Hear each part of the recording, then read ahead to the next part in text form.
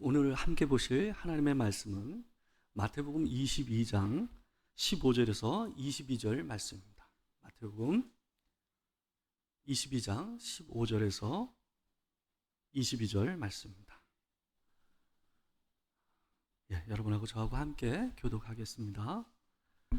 이에 바리새인들이 가서 어떻게 하면 예수를 말의 올무에 걸리게 할까 상의하고 자기 제자들을 헤롯 당원들과 함께 예수께 보내어 말하되, 선생님이여, 우리가 아노니 당신은 참되시고 진리로 하나님의 도를 가르치시며 아무도 꺼리는 일이 없으시니 이는 사람을 외모로 보지 아니하심이니이다.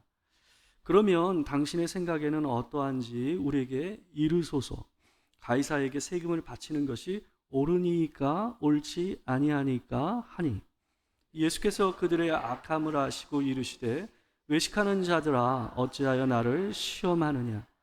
세금 낼 돈을 내게 보이라 하시니 데나리온 하나를 가져왔거늘, 예수께서 말씀하시되, 이 형상과 이 글이 누구의 것이냐? 이르되 가이사의 것이니이다. 이에 이르시되, 그런즉 가이사의 것은 가이사에게, 하나님의 것은 하나님께 바치라 하시니, 그들이 이 말씀을 듣고 놀랍게 여겨 예수를 떠나가니라. 아멘.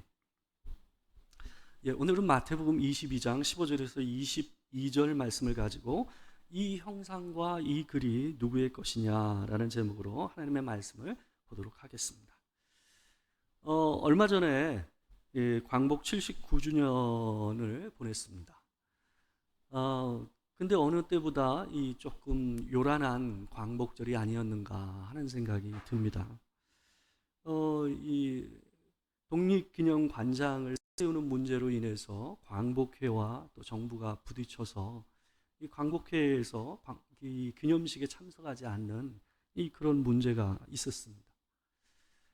한 정치인은 또 이 건국연 문제를 갖다가 얘기를 해서 또 해묵은 이 갈등의 소지가 있는 논쟁을 또 불러 일으키는 일들이 있었습니다. 이 논쟁과 관련하여서 한 신문의 기사를 제가 봤는데요. 그 기자가 이런 얘기를 했더라고요. 이 독립기념관장 문제와 관계돼서 광복회와 이 정부가 부딪힌 문제 이 이면에는 이 광복회가 추천한 사람을 정부에서 받아들이지 않은 문제로 인해서 이것이 부딪혀서 여기까지 왔다라는 이 기사를 썼습니다. 뭐 진실이 뭔지는 정확히 모르겠습니다. 우리야 뭐 기사를 통해서 보게 되니까 그 안에 있는 것들을 알기는 참 쉽지가 않지 않습니까? 근데 우리가 이런 일들을 보면서 느끼는 것은 어떤 사람들의 분노와 갈등과 싸움 안에는 보게 되면 그들이 앞에 내세우는 그 문제가 아닌 그 이면에 있는 그들의 감정과 어떤 그들이 분노를 일으키는 어떤 다른 문제가 있는 경우들이 상당히 많다라는 것을 우리는 압니다. 사람들은 어떤 자기가 화를 내고 어떤 거에 대해서 비난하는 일을 얘기할 때에 옳고 그름의 문제를 꼭 앞에다 내세우는 경향이 있습니다. 그러나 상당 부분 그 옳고 그름 문제 이면에 다른 문제가 자리 잡고 있는 경우들이 많습니다. 사람들은 정말 자신이 화를 내는 이유를 잘 얘기하지 않습니다. 왜 그러냐 하면 정작 자기가 화를 내는 이유는, 대부분 사람들이 화를 내는 이유는 되게 굉장히 단순하고 유치한 경우가 많기 때문에 그렇습니다. 그래서 되게 사람들은 있는 그대로의 그 감정이 느끼는 그 부분을 얘기하기를 꺼려합니다. 창피하기 때문에 그렇습니다. 그렇지만 다른 분노와 화를 내곤 하죠. 대부분 분노는 어떤 사람이 내 얘기를 잘 들어주지 않고 그것에 대해서 무시를 했거나 그것을 잘 받아들여주지 않을 때 화를 내는 경향이 있습니다. 그리고 내 뜻대로 뭔가가 이루어지지 않을 때 사람들은 그 문제에 대해서 화를 내는 경향들이 많습니다. 예수께서 이 유대의 지도자들과 논쟁을 하고 다툼이 일어나는 이 문제에서도 비슷했습니다. 유대의 많은 지도자들이 예수님께 와서 예수님께 따지고 물으면서 옳고 그름을 논쟁하는 일들이 성경 안에 보면 자주 나옵니다. 그들이 앞에 내세운 이유들은 굉장히 그럴싸한 아주 중요한 종교적인 옳고 그름의 문제였지만 알고 보면 그 안에 보면 자기의 생각대로 되지 않고 자기가 원하는 것을 이 예수 그리스도가 방해한다고 생각했기 때문에 그 문제로 인해서 다툼과 분노가 일어나는 경우들이 많았습니다. 오늘 본문도 예수님께서 예루살렘에 마지막으로 입성하는 장면에서 이어지는 본문이거든요. 이 예수님의 마지막 시기가 다가올수록 이들의 예수님을 향한 감정은 극에 치닫게 됩니다. 그래서 오늘 본문 가운데서도 보게 되면 예수님과 다른 유대 지도자들 간의 논쟁의 이야기들이 나와요. 마태복음 21장에서 22장 이 두 장 사이에서 세 개의 논쟁이 벌어집니다. 첫 번째 논쟁은 마태복음 21장 우리가 읽은 본문의 앞쪽에 있는 본문에 나오는데요. 이 권위에 대한 논쟁이었습니다. 이 대제사장과 백성의 장로들이 예수님께 다가와서 예수님께 이렇게 묻습니다. 내가 무슨 권위로 이런 일을 하느냐? 또 누가 이 권위를 주었느냐라고 묻습니다. 예수님께서 앞에서 무슨 일을 하셨냐면 성전 청결 사건을 하셨잖아요. 채찍을 드시고 장사하는 자를 내쫓으시는 그런 장면이 있으셨죠. 그러고 나서 다시 성전에 들어오셔서 사람들을 가르치는 가운데서 이들이 와서 예수님께 던진 질문이었습니다. 그러자 주님이 그들에게 되물었습니다. 마태복음 21장 25절에서 27절 말씀을 보게 되면 예수님께 그들을 향해서 되묻는 장면이 있습니다. 내가 묻는 질문에 너희가 답을 하면 나도 너희가 묻는 말에 답을 하겠다라고 예수님께서 얘기를 하시는 거예요. 그러면서 뭐라고 물으시냐 하면 요한의 세례가 어디로부터 왔느냐? 하늘로부터냐? 사람으로부터냐라고 얘기하는 거예요. 이 말은 단순하게 얘기하면 이거예요. 요한의 세례가 하늘에서 온 권위를 따라 한 거냐? 아니면 자기 스스로의 권위로 사람의 생각으로 한 것이냐라고 물은 거예요. 그러자 이들이 갈등하기 시작합니다. 왜 그러냐 하면 이 질문은 외통수 질문이니까 그래요. 이것에 대해서 하늘로부터다라고 얘기하게 되면 너희가 왜 그런데 세례 요한을 믿지 않았느냐라는 얘기를 들을 것이고, 그 반대로 사람으로부터다라고 얘기하게 되면 백성들이 세례 요한을 선지자로 생각하고 그를 존귀히 여기기 때문에 이 말에 대해서 백성들이 들고 일어날 것이기 때문에 그들은 이러지도 못하고 저러지도 못했습니다. 솔직히 얘기할 수가 없었죠. 그래서 그들은 우리가 알지 못하노라라고 얘기를 하는 겁니다. 예수님의 질문은 이들과 진지한 대화를 하기 위해서 던진 질문이 아니었습니다. 예수님께서는 이들이 무슨 권위로 내가 이 일을 하느냐라는 이 대답에 대해서 말씀해주고 싶지 않아서 얘기한 거예요. 왜 그러냐 하면 그들은 예수님의 진짜 대답이 듣고 싶어서 얘기한 것이 아니라 예수님을 걸려 넘어지게 시험하고 함정에 빠뜨리기 위해서 그 얘기를 했기 때문에, 트집을 잡기 위해서 한 말이기 때문에 예수님께서는 그들의 얘기에 대해서 진지하게 반응하지 않으세요. 그리고 이 질문을 되물으심으로써 그 논쟁에서 그냥 빠져나가시는 거죠. 그런 후에 두 번째 논쟁이 있습니다. 바로 여러분과 제가 함께 읽었던 본문의 내용입니다. 세금 논쟁이라고 이 논쟁은 얘기할 수 있을 것 같아요. 바리새인들이 대제사장과 백성의 장로들이 예수님께 와서 깨져서 물러갔다라는 소식을 갖다가 듣고 그들이 고심을 해서 이 방안을 계략을 준비합니다. 15절을 보게 되면 이들이 뭔가 계략을 준비했다라는 것을 느낄 수가 있어요. 그러면서 16절을 보면 바리새인들이 자기의 제자들과 헤롯 당원에 있는 사람들을 함께 예수님께 보냈다라고 16절에 그렇게 얘기가 되고 있어요. 근데 이게 참 이상한 겁니다. 왜 그러냐 하면 오늘날로 치면 이 더불어민주당과 국민의힘이 힘을 합쳐서 같이 일을 하는 거예요. 그러니까 이들은 정치적으로 상극이었어요. 바리새인들과 헤롯 당은 전혀 다른 사람들이었습니다. 헤롯 당원들은 친로마적인 성향을 가지고 있었고 로마의 빌이 빌붙어서 그 권력을 힘을 삼아 살아가던 헤롯 가문에 속했던 사람들이었어요. 근데 그에 반해서 바리새인들은 로마의 통치를 반대하는 성향을 가지고 있었단 말입니다. 근데 이들이 예수님께 지금 다가가면서 힘을 합쳐서 하나가 돼서 가고 있는 거예요. 이들은 전혀 다른 입장을 가지고 있었지만 한 가지 부분에서는 둘이가 맞닿는 부분이 있었어요. 그게 뭐였냐 하면 바로 세금 문제였습니다. 헤롯 대왕 이후에 그의 아들이었던 헤롯 아켈레오라는 사람이 이 유다 지역을 갖다가 다스리고 있었어요. 유대 지역을 다스렸어요. 근데 이 사람이 갑자기 죽었어요. 젊은 나이에 갑자기 죽었어요. 주 6년이었어요. 근데 그때 이 헤롯 가문한테 그 통치를 계속 맡기지 않고 로마에서 총독을 처음으로 이 유대 지역으로 파송을 합니다. 그래서 총독이 유대 지역을 다스리는 시기가 오게 된 거예요. 근데 이 총독이 이 땅에 와서 다스리기 위해서는 돈이 필요하잖아요. 그래서 새로운 세금을 만들었어요. 그게 바로 오늘 본문에서 나오는 그 세금입니다. 이 세금은 성인이 되면 모든 사람에게 내게 했던 인두세였어요.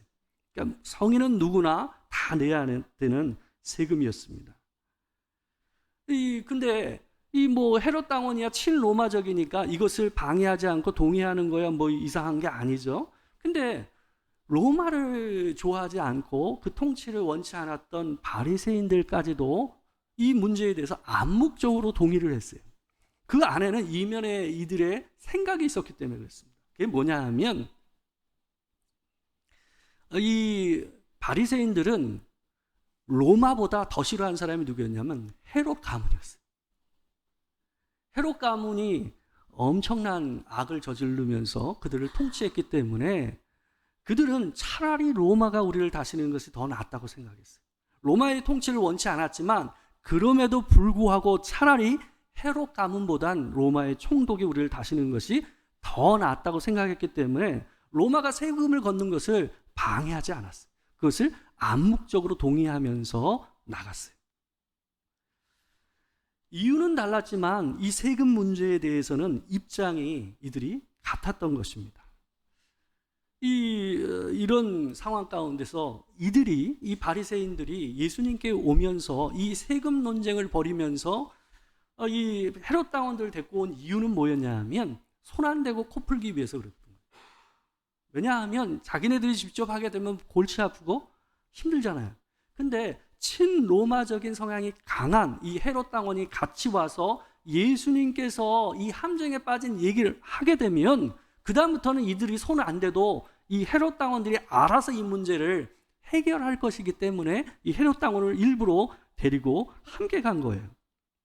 이들이 예수님께 와서 먼저 16절에서 이렇게 말합니다. 16절 말씀을 제가 한번 읽어드리겠습니다. 자기 제자들을 헤롯 당원들과 함께 예수께 보내어 말하되 선생님이여 우리가 아노니 당신은 참되시고 진리로 하나님의 도를 가르치시며 아무도 꺼리는 일이 없으시니 이는 사람을 외모로 보지 아니하심이니이다. 이들은 예수님께서 사람을 의식하지 않고 있는 그대로 툭 내뱉게 만들기 위해서 일부러 칭찬을 함으로써 이 대화를 이끌어가요. 칭찬이라는 게 참 좋은 거긴 하지만 사람을 좀 마비시키는 일을 하는 게 칭찬입니다. 그래서 우리가 칭찬에 빠지게 되면요, 간혹 어떤 경우가 있냐면 내가 하지 말아야 할 말까지 자꾸 툭툭 던지게 되는 경우들이 왕왕 있습니다. 근데 이 사람들이 노리고 하는 거예요. 그걸 노리고 지금 예수님을 먼저 밑밥을 깔면서 칭찬을 하면서 이 말을 하고 있는 거죠. 이들이 예수님께 와서 던진 질문은 17절에 나옵니다. 거기에 보게 되면 가이사에게 세금을 바치는 것이 옳으냐 그르냐라는 질문입니다. 이 질문도 동일하게 예수님께서 이 대제사장과 이 백성의 장로들에게 던진 질문처럼 외통수 질문이었어요. 이렇게 얘기해도 문제, 저렇게 얘기해도 문제예요. 그러니까 세금을 내는 것이 옳다라고 얘기하게 되면 누가 문제가 될까요? 백성들이 들고 일어나. 그리고 만약에 세금을 내는 것이 이 잘못됐다, 옳지 않다라게 되면 누가 문제가 될까요? 바로 로마의 반역자로 예수님은 걸리게 되는 거죠. 딱 함정에 빠지게 되는 그런 질문을 이 사람들이 예수님께 던지고 있는 겁니다. 예수님께서는 이미 이들의 악한 의도를 알고 계셨어요. 겉으로는 옳고 그름의 문제를 진지하게 묻는 것 같지만 속으로 뭐예요? 사람을 시험하고 걸려 넘어지게 하기 위해서 이 질문을 던지고 있는 이 사람들의 속내를 보시고서 예수님께서 18절에서 그래서 이런 표현을 쓰십니다. 외식하는 자들아 어찌하여 나를 시험하느냐. 여기에 외식하는 자들아라는 말은 한마디로 얘기하면 위선자들아. 지금까지 계속 보여주는 모습을 보게 되면 이들이 얼마나 위선적인지를 우리가 볼 수가 있잖아요. 아닌 척하고 그리고 칭찬할 마음이 없으면서 칭찬하고 또한 자기가 로마에 반대하는 입장을 내고 자기가 스스로 세금을 내는 것을 좋아하지 않으면서도 자기가 싫은 부류들을 막기 위해서 그 세금을 암묵적으로 또한 동의하면서 그 일을 하며 그러면서 또한 예수님께 모른 척하면서 가이사에게 세금을 내는 것이 옳습니까? 라고 묻는 이들의 위선적인 모습을 예수님께서 이렇게 지적하고 계신 거예요. 예수님께서 그들을 향해서 이렇게 얘기하세요. 세금 낼 돈을 내게 보이라 라고 얘기해요. 당시에는요, 유대인들 자체 안에서 쓰였던 동전이 있었고요, 로마에서 발행했던 은전이 있었습니다. 이 동전이 여러 가지 동전이 있었어요. 근데 세금은 로마에서 발행한 은전, 동전으로만 세금을 낼 수가 있었어요. 그러니까 예수님께서 세금을 낼 돈을 가지고 오라라고 얘기하는 것은 바로 로마의 동전이었던 데나리온을 가져오라라는 의미예요. 근데 이 데나리온을 가져오라고 얘기하면서 그 동전을 가져오자 대뜸 예수께서 뭐라고 그러시냐면 이렇게 물으세요. 이 형상과 이 글이 누구의 것이냐? 여러분 이 화면을 보시면 알겠지만 동전의 앞뒷면에 뭐가 되어 있습니까? 글씨가 써져 있죠. 그리고 중앙에 뭐가 있습니까? 그림이 그려져 있죠. 얼굴이 누구냐 하면 바로 그 당시의 황제였던 티베리우스 황제의 얼굴입니다. 그리고 그 주변에 써져 있는 글씨는 뭐냐 하면 성스러운 아우구스투스의 아들 티베리우스 가이사라는 의미를 담고 있는 라틴어가 써져 있는 거예요. 당연히 대답은 뭐겠습니까? 가이사의 것이니이다 라죠. 21절에서 예수님은 놀라운 대답을 하세요. 뭐라고 그러시냐면 그런즉 가이사의 것은 가이사에게 하나님의 것은 하나님께 바치라 라고 얘기하고 있어요. 이 대답은 바리새인과 헤롯 땅 온 사람들을 놀라게 했습니다. 이 놀람은 뭐냐 하면 예수님의 지식에 놀랐다기보다는 뭐냐 하면 그들이 파놓은 함정을 너무나 쉽게 유유히 빠져나가시는 예수님의 그 말씀에 이들은 놀랄 수밖에 없고 그대로 그들은 그 길에서 떠날 수밖에 없었어요. 이 말씀은 뭐냐 하면 로마의 법을 따라서 세금을 내는 것을 인정하실 뿐만 아니라 하나님의 것을 더 중히 여기는 사람들의 마음 안에서 하나님의 것에 대해서 하나님께 바치는 문제에 대해서도 둘 다 인정하는 거예요. 그 말은 뭐냐 하면 이 둘이 함께 있는 것이 부딪히지 않는다는 거예요. 나라의 세금을 내는 것과 하나님께 헌물을 하는 것이 문제가 되지 않는다라고 예수님께서 그들을 향해서 얘기하고 있는 거예요. 오히려 세금을 내는 것이 하나님께 세우신 권세를 인정하는 것이기 때문에 하나님의 뜻에 부합한다라는 뉘앙스가 담겨져 있는 것이 이 말씀입니다. 근데 더불어 한 가지 예수님께서 가이사의 것은 가이사에게 라는 말을 하시면서 뒤에 한마디를 붙이잖아요. 하나님의 것은 하나님께 바치라. 근데 이 말을 잘 들어보세요. 생각해 보세요. 앞에 보면 예수님께서 그 동전을 보시면서 뭐라고 물으셨습니까? 이 형상과 이 글이 누구의 것이냐라고 물으셨잖아요. 그죠? 그러면 하나님의 것이라고 얘기할 때, 하나님께 바치라라고 얘기할 때 그 형상은 뭘까요? 모든 사람들은, 하나님을 믿는 사람이든 하나님을 믿지 않는 사람들은 전부 다 뭡니까? 하나님의 형상을 본따서 우리는 만들어졌어요. 그죠? 이 동전에 이 티베리우스 황제의 얼굴이 새겨진 것처럼 우리는 하나님의 형상이 새겨진 존재로서 우리가 창조된 거예요. 그러니까 가이사가 하나님이 주신 권위를 따라서 세금을 거두고 통치를 하는 일을 하지만 그것이 하나님께서 주신 권세이지만 또한 가이사 또한 하나님의 형상을 본따서 만들어진 존재이기 때문에 그 또한 누구에게 바쳐져야 될 존재라는 거예요? 하나님께 드려져야 될 존재라는 것을 이렇게 예수 그리스도께서 표현하신 거예요. 그러나 이 부분을 생각해야 됩니다. 예수님께서는 지금 솔직히 이들이 물은 문제, 가이사에게 세금을 바치는 것이 옳습니까? 그럽니까에 대해서 아주 구체적으로 잘 설명하고 계시진 않으세요. 왜 그러냐 하면 이들이 질문은 그들이 그것에 대해서 듣고 싶어서 던진 질문이 아니니까 그래요. 그래서 예수님께서는 이 논쟁에서 그냥 벗어나기 위해서 적정선에서 당신의 생각을 얘기하시면서 빠져나가신 거예요.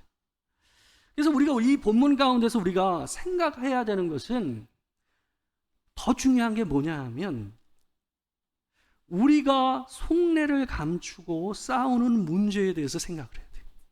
예수님께서 그들을 향해서 외식하는 자들아 라고 얘기하시는 그 문제에 대해서 우리가 더 깊이 묵상을 해봐야 된다.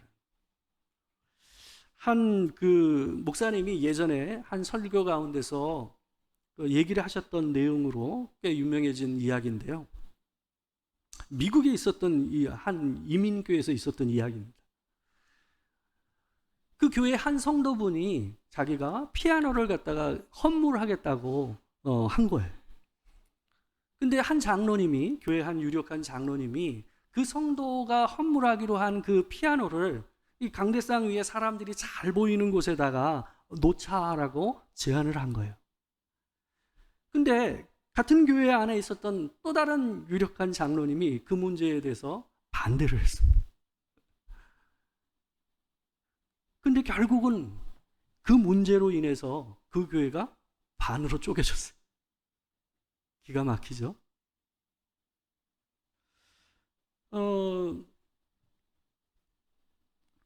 그런데 이 일에 대해서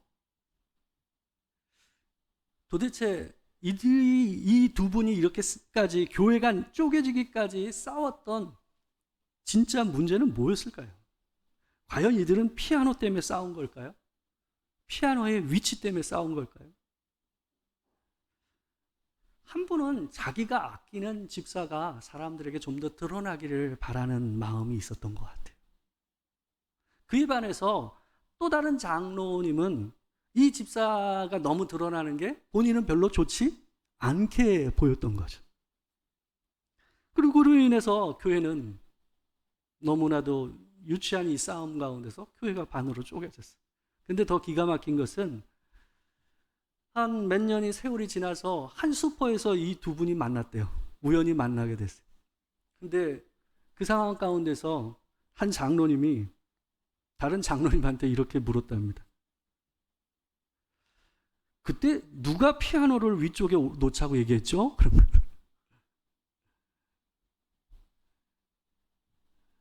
자기가 어떤 주장을 했는지, 내가 위에다 놓자고 얘기했는지 아니면 다른 사람이 위에다 놓자고 얘기했는지 그것도 잘 기억을 못 하시는 거예요. 그걸 보면 이분들이 그것 때문에 싸운 게 아니에요. 그 싸움의 그 이면에는, 진실로 싸웠던 그 이면에는 자기가 있는 거예요. 자기가. 근데 이런 일이요, 교회와 세상과 가정에서도 많이 일어납니다. 싸움과 다툼이 일어났다는 것이 문제가 아니라 속내를 감추고 다투는 문제가 더 심각하다는 거예요. 앞에서는 그럴싸한 옳고 그름의 문제를 얘기하지만, 그리고 성경적인 문제인 것처럼 그 얘기를 하지만 알고 보면 그 내면의 안쪽에는 아주 유치하고 너무 옹졸한 생각들이 자리 잡고 있는 경우들이 많다라는 거예요. 우리 부부간에 다툼도 그렇잖아요. 저도 아내하고 다툼이 있을 때 화를 내는데 내가 진짜 화난 이유를 얘기를 잘 못해요. 왜요? 스스로 부끄러우니까. 유치한 거거든요. 화나는 이유가 아주 너무 유치하고 어리석고 어린아이와 같은 마음이 내 안에 있기 때문에 그러는 거거든요. 항상 그래서 나중에 다시 얘기해 보면 뭐예요? 그때 뭐 때문에 다퉜는지도 잘 몰라요. 세월이 지나서 보면 그게 그때 뭐 때문에 우리가 그렇게 싸웠지 하는 얘기들을 하는 경우들이 많아요. 창피하고 우스워 보여도 진짜 이유를 말해야 이 다툼이 해결이 돼요. 그리스도인들은 옳은 것에 집착하는 경향이 많습니다. 그래서 더 속에 있는 것을 감추려는 성향이 있어요. 옳고 선한 것에 대한 마음이 늘 있다 보니까 내 안에 있는 유치함과 연약함들, 죄된 마음들, 그릇된 것들에 대해서 얘기하는 것을 더 부끄러워하고 더 감추려는 성향이 있는 거예요. 그래서 자칫하면 예수를 믿는다고 하지만 아까 나온 그 사람들처럼 위선자가 되기가 쉬운 것이 예수를 믿는 사람들의 모습이에요. 저를 포함해서 그러기가 쉬운 것이 우리란 말이에요. 교회 안에서 제가 알던 동기 목사님도 교회가 한번 쪼개진 적이 있어요. 그 뭐 때문에 쪼개진 줄 아세요? 강대상 뒤에 커튼 색깔 때문에 싸움이 나가지고 쪼개졌어요. 근데 대부분 교회가 나뉘어지는 거는 그런 아주 유치하고 말도 안 되는 문제 때문에 교회는 나눠지는 경우들이 많습니다. 사람은 생각보다 그렇게 고상하지 않습니다. 우린 참 연약합니다. 참 부족합니다. 언제나 교회 안에서든 가정 안에서든 직장 안에서든 문제와 갈등이 생길 수가 있어요. 다툼이 생기고 갈등이 생긴다는 게 문제 아니잖아요. 우리가 얼마나 약합니까? 그러니까 그런 일이 일어나는 게 당연한 거예요. 근데 문제는 그 진실 앞에 서질 않는 거예요.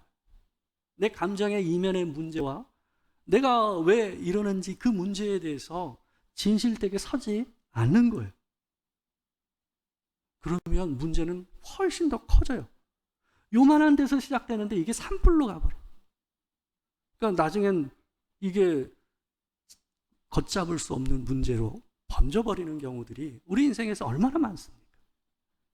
하나님 앞에서 싸우시더라도 진실되게 싸워요. 그래서 성경에 보면 사랑 안에서 진실을 말하라 그러잖아요. 그래서 우리가 사랑 안에서 진실을 말하면 교회 안에서 다툼이 일어나더라도 또 가정 안에서든 아니면 직장 안에서든 우리가 그 문제를 쉽게 해결할 수 있는 경우들이 훨씬 더 많다라는 것을 기억하시면서 사시는 여러분과 제가 되길 주의 이름으로 축원합니다. 기도하겠습니다. 사랑하는 주님, 때로는 오늘 본문에 나오는 바리새인들처럼 우리 스스로도 하나님 앞에서 내가 굉장히 옳고 수준이 높고 고상한 것처럼 포장할 때가 있습니다. 주님, 내가 화를 내고 내가 하지 말아야 될 하면서 내가 그렇게 행동하는 이유를 그럴싸하게 만들어내는 경우들도 많습니다. 하나님, 우리가 사랑 안에서 진실을 말하고 하나님 우리 내면 안에 있는 연약하고 부족한 것들을 주님 앞에 인정하고 고백함으로 우리 삶에 존재하는 갈등과 다툼을 잘 해결하며 살아갈 수 있는 지혜를 우리에게 허락하여 주시옵소서. 우리 가정 안에서도 우리 직장 안에서도 교회 안에서도 우리 자녀들과의 관계에 있어서도 그런 은혜가 우리 가운데 있기를 소망합니다. 지금 우리 주 예수 그리스도의 은혜와 아버지 하나님의 크신 사랑과 성령의 교통하심이 참으로 하나님 앞에서 사랑 안에 진실을 얘기함으로 지금 내가 닥친 갈등과 다툼 속에서 새로운 화목과 화해의 가정을 밟아가기를 소망하는 이 자리에 있는 모든 성도들과 또한 함께하지 못한 모든 지체들 가운데 지금으로부터 영원토록 함께하시기를 축원하옵나이다. 아멘.